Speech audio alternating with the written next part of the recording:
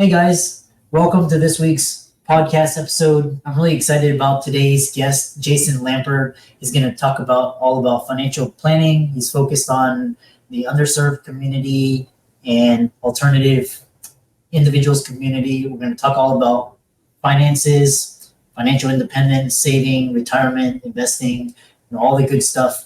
And Jason, welcome.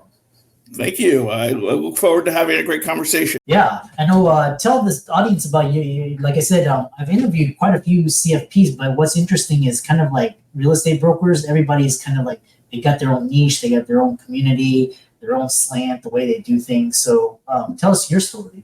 I mean, I think that in order to have success as a financial planner, you kind of have to be working with people you understand and like, and are kind of your people. When I was deciding what my practice would be like, I thought, who are my people? And I looked around at my group of friends and the people that I wanted to serve. And I said, then also, who's not being served particularly well by the way the financial advising industry is structured? When you distill all of those decisions down into who I'm dealing with, or who I want to have as my clients, it is people who consider themselves outsiders to society. That is LGBT folk and people who have families of choice, and also people who are child-free. And those arenas, those areas are very underserved financial planners. I also am looking for people in the mass affluent category because, I would not call myself mass affluent. I would probably say I was one level below that, especially starting up a new business. But that's who I want to deal with. Those are people who have real financial questions and problems. And often people who are in the LGBTQIA community are financially challenged by that in a lot of dimensions. Yeah, it's quite interesting. Just the way the modern financial system is structured, it's kind of excludes almost a large portion. I was surprised, and like there's so many hoops you have to turn in, so many documents and forms, and usually it's the wealthy, whites that get it. But which is interesting is you talked about child-free. So how does being child-free affect someone's financial plan? Well, I mean, you could say that being child-free is kind of, you don't have to spend the hundreds of thousands of dollars on raising a child, each child. And that is true. But when you look at it from a technical perspective, not having children completely changes one would invest and how one would structure your investments. As you move through life, you have a lot more opportunity to put resources towards the life that you're having, as opposed to having assumptions on legacy planning at the end. If you don't have kids that you want to leave your millions to, then you have your millions to use during your lifetime. So it changes kind of the shape of the financial calculations within someone's lifetime. And that's what's interesting is that's one of the advantages is child free. You kind of can focus on your you and your spouse or yourself. But let me just say that on the other side of that equation for child free people is that they have less of a community to take care of them as they get older, right? Instead of being able to assume that your kids are going to come along and help you move out of one place and into another place as you age, or take care of you when you get sick, it's just not there, right? So people who are child free have to be more conscious of the networks that they build as they grow older to make sure that they have the structure in place in order to absorb when things happen during their retirement or beyond. Yeah, that's quite interesting. So you talked about the financial challenges. When should, because traditionally after 2008 CFPs, a lot of people were kind of doing it on their own. Why should someone engage a CFP professional? Sure. I mean, for the people that I'm dealing with is how to craft the retirement income is the big problem that one faces in life. When does one stop working? Which resources does one tap first? Social Security decisions, claiming decisions, those are all not immediately obvious, and they don't respond well to gut feeling. And many times, those decisions should be played out using advanced software to game out the situations, not only just once, right? Just not only you go and you get a financial plan and then you get a 100-page printout and you throw it in the round file because it's stale the moment it came off the printer, but an ongoing relationship with somebody who is tracking what's going on. And that allows, if you have that relationship in place, when you enter the retirement challenge, right, you can continually update and change the elements that are going wrong and responding to how the circumstances are changing. Like you mentioned, the crash in 2008, right? If you had a financial planner on board who had all of your stuff built in, you could have not anticipated, because nobody really could have anticipated, but you could have adjusted your income strategy for the market as it was responding to all of those things that were happening in 2008, right? And so what you want to do, what I encourage people to do, and what I hope people will do, is they have a long-term relationship with the person who is their financial planner, and their vision, their income, and their goals are continually being updated and accessed. It's a project that is ongoing as opposed to a one-time deal, because, like I said, when you only do it once, you only have a single data point to look at. What you really want to look at is what the slope of the progress line is, right, over the course of your life, and as circumstances change. And when you have that, then you have real data about how your plan is going. Yeah, it's interesting. Yeah, I love this. Always engage. Of course, understand what you're doing and kind of, but always have a professional. One thing that was interesting was, all these CFPs or what people really realized after 2008 was a lot of financial planners are salesmen. They try to get you into mutual funds. So Sure. the difference between a fee only and a fee based, and what's the difference? A fee only planner is somebody who works for the client directly. The client is paying them for their expertise, like you would pay an attorney or any other financial professional. When you want to have them on your side, you pay them for their services. That's fee only. Fee based is often a wrapper for insurance. You always have to ask, whenever you're dealing with a financial professional, hey, how do you get paid? Because if you're not paying for the advice, somehow that person is getting paid. Nobody does this for free unless it's pro bono work, and most of the people who want to be clients are not really eligible for pro bono work, although CFPs do an awful lot of pro bono work. If you don't have any understanding of how that person gets paid, then you are the product. That's essentially how that works. So if you're not going to pay somebody for their expertise, then they're going to get paid somehow, and it's probably going to be on commissions on things that they sell you, and that is problematic in a lot of dimensions. When you go to the used car lot and ask the salesman which car you should buy, and the answer is probably no, because he's incentivized to sell you the most expensive thing, or the thing that he really wants to get off the lot, or the thing that his manager is telling them that they need to sell. So he doesn't work for you. He works for somebody else. He doesn't work for the client. And that is a huge deal. So my advice to people is always ask, when you're dealing with professionals, how do you get paid? What are your what is the professional's incentive to provide you with service. Now, on the fee only side, there are two models. There's the AUM model, which is people who are looking to manage assets. And the way that they make money is they manage more of your assets.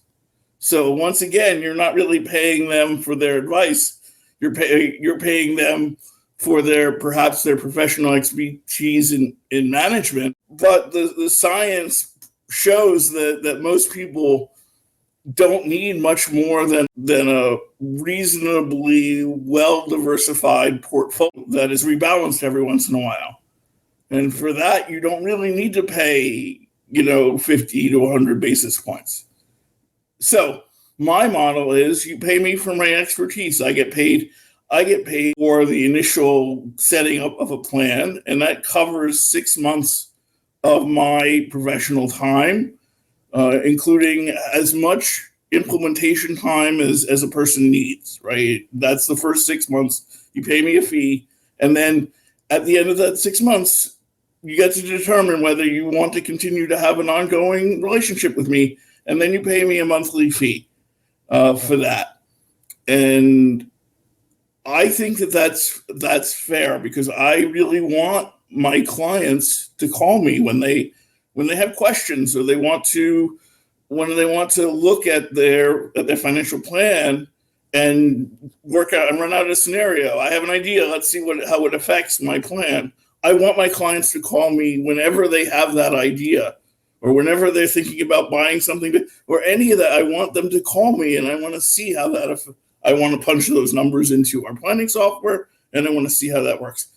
Now, if I am getting paid only through commissions, then I don't want to hear from that client anymore, because they're just wasting my time, right? The commission guy, after he makes the sale, only wants to check in so often when he can upgrade his sale or sell you something else.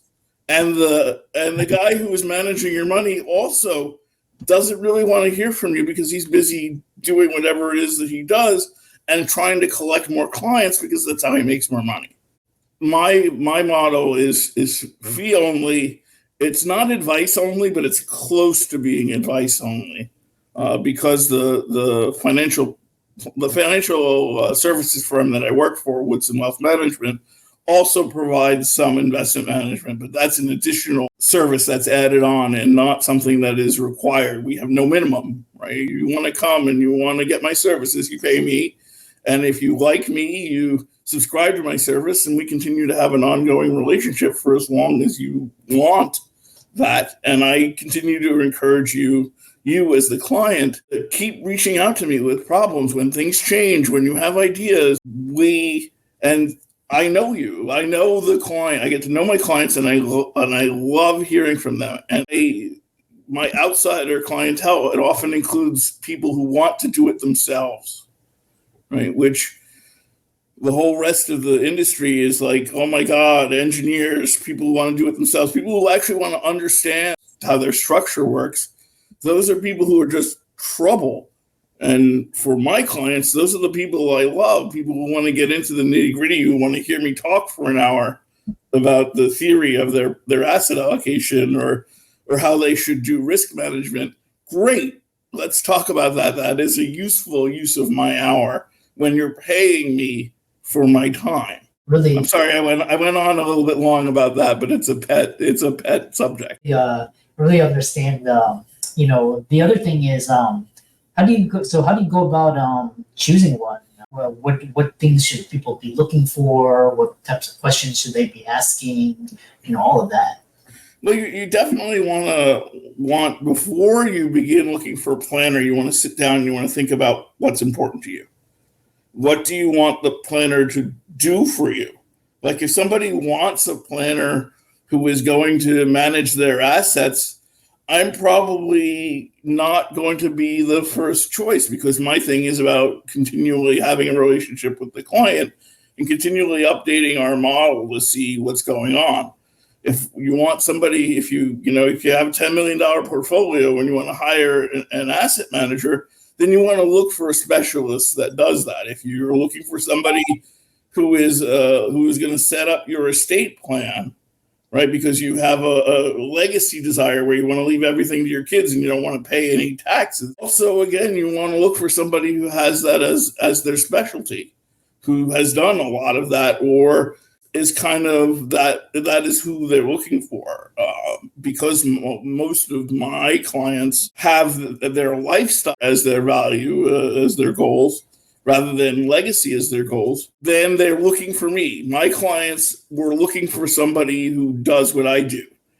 And so as a client, what you want to do is you want to discover the various different kinds of financial advisors and planners and have that in mind as you go and hunt for it. Like if you haven't answered the question, what are the things that I want to achieve with the relationship that I'm going to have with the person I hire? That's the work that you need to do before you begin talking to people. Yeah, I love that. So really interesting question. And how can people contact you if they're interested in following you, asking you questions, vetting you as well? How can they reach out to you? Sure. My contact information is on www. That's Woodson. So it's Woodson Wealth Management, but the wealth management portion is shortened and tacked onto the Woodson. It's all one word. And I'm under the Who We Are listing, and that's where you can see my bio, and there's a direct link to email me or even set up a 30-minute introductory meeting, and that would be either via Zoom or telephone. I work 100% remotely. You can see here I work out of my home office, and I think that is the future. So we are not limited to people in New York. The firm itself is registered in separate states, including California, New York, and Texas, which are the big ones. And if necessary, we can register in others. So we're not geographically located. If you're my people, I'm your guy. It doesn't matter whether you're in Los Angeles, Minneapolis, or Boston. I want to be your guy to talk about how you solve retirement problem, but also how you eke the best life out of the resources that you have and that you're going to accumulate, and how to model those things without any pressure to buy anything, because I don't sell anything other than myself. Yeah, excellent. Yeah, and for all the audience out there, let's thank Jason for coming onto the show. Really, CFP is kind of like someone you can include in your team and get some advice, and it's the right fit as well, the right outlook, and those are all important. I want to add something. If somebody is calling themselves, there's no regulation about what somebody can call themselves. They can call themselves a financial planner. They can call themselves a financial advisor. There's no distinct. So if you are going to look for a tax advisor and you needed a bookkeeper, you probably wouldn't hire an accountant, right? But if you want somebody to do accountancy, you should probably look for a CPA. If you want to hire an expert in financial planning, look for somebody who has some training in financial planning and isn't just coming up through some sales system and calling themselves a financial advisor. Yeah, I love that. And that's where financial literacy. And thanks so much for coming onto the podcast. All of Jason's resources will be in links and show notes. And with that, thanks so much for coming onto the podcast. Okay, thank you, Dr. Liu, for having me. It was great talking with you, and I look forward to hearing from your audience.